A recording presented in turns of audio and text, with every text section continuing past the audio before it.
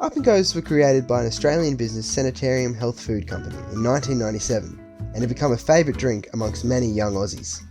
But I had a few questions to ask to see how healthy this product really is. I was searching around the web and I couldn't find, were Up and Gos healthy? So I put matters into my own hands. But because I'm no fitness expert, I had to get a couple of my mates to help me out, who were.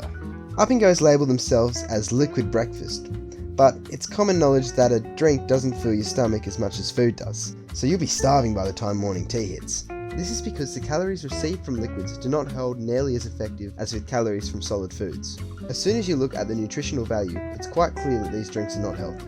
Despite the high protein and fibre, one 250ml Up and Go has 28.8 grams of carbohydrates. Breaking this up, this is 16.1 grams of unhealthy sugars and 12.7 grams of healthy sugars. This equates to about 6 teaspoons of sugar in one small popper. There is a good fibre content within the drink, with the fibre content being made up from plant fibre and oat flour. But we don't know which plant is giving us this plant fibre. Up and Gos also don't contain any iron, which means it isn't recommended as a regular breakfast option. However, it is convenient for a rush morning. Cereals such as Weet-Bix, low sugar Cheerios, Sultana bran or oats would be a much healthier option over Up and Gos. But then again, cereal is quite an unoptimal choice for breakfast due to its high level of simple carbs and sugar. This leads to a sugar and carb crash early in the day, clouding your brain for the rest of the day.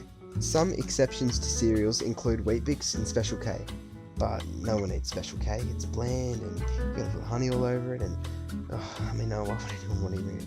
So then I thought about the other flavours of Up and Gos, like the banana, strawberry, honeycomb, but they aren't any better either.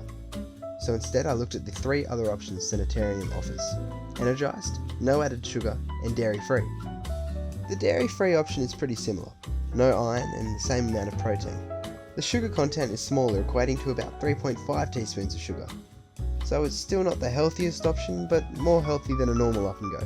The only real difference is that there's no gluten or lactose.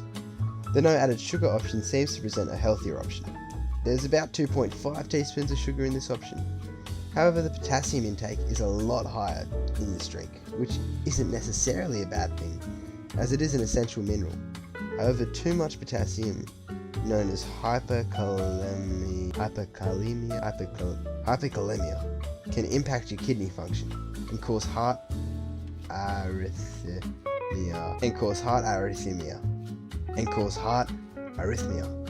nausea, and an irregular pulse. Despite being the healthiest option, the drink is still not considerably healthy.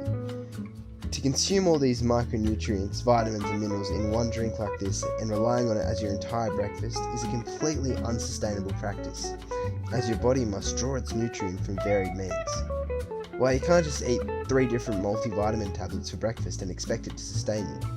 It'd be much better to instead gain sufficient micronutrient intake from your vegetables and fruit, as well as some micros from meats such as iron and fish oils, not a processed liquid in a cardboard box.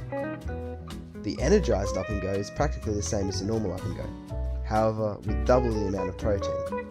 And yes, protein is good for you, with men needing about 120 grams a day and women 100 grams. However, it is more healthy to consume your protein throughout the day instead of drinking it all at once. There are multiple types of protein as well, the most effective being whey protein. Up and Gos use soy protein, and some data suggests that its estrogen-like properties can cause hormonal disruptions. Pretty much it just isn't the most effective form of protein. In all honesty, Up and Gos aren't healthy, they're more like a dessert. However, from time to time they make an easy, convenient breakfast or a quick snack on the go. Sanitarium says that the no added sugar variant of the drink is the healthiest, and I agree with that. However, if you're looking for the healthier breakfast options, maybe have a look at real foods like eggs or smoothies. And to be honest, it's not detrimental, and it's acceptable to have them in the evening when you're craving something sweet. It won't ruin your diet. It's not going to stop me from drinking an Up and Go from time to time.